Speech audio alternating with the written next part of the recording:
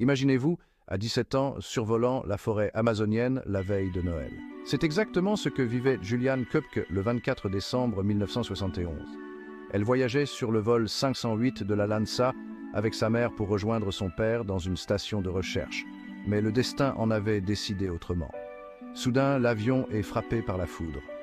L'appareil se brise en plein vol et Juliane, toujours attachée à son siège, est projetée 3000 mètres plus bas, dans l'épaisse jungle. Lorsqu'elle reprend conscience, elle se rend compte qu'elle est la seule survivante, blessée, seule et à des kilomètres de toute civilisation. L'instinct de survie de Juliane se réveille.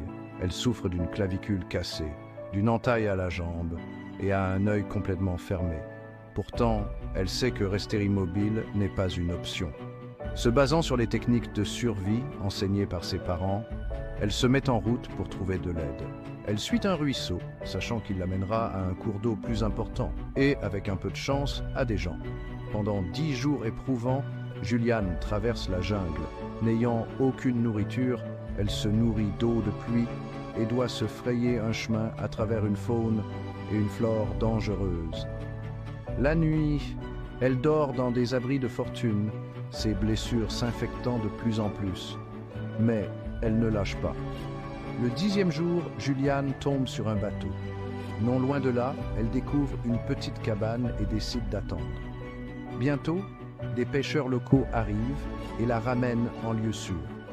Elle est enfin sauvée et peut retrouver son père. L'histoire de Juliane est celle d'un courage et d'une détermination incroyables. Contre toute attente, elle a survécu à un accident d'avion et à un périple éprouvant à travers l'une des jungles les plus dangereuses au monde. Sa résilience nous rappelle le pouvoir de l'esprit humain. Alors, la prochaine fois que vous ferez face à un défi, souvenez-vous de Juliane Köpke. Si elle a pu survivre à cela, vous pouvez surmonter n'importe quelle épreuve. Merci d'avoir regardé. Si vous avez apprécié cette histoire, n'oubliez pas d'aimer et de vous abonner pour découvrir d'autres récits de survie incroyables. À la prochaine et restez aventuriers.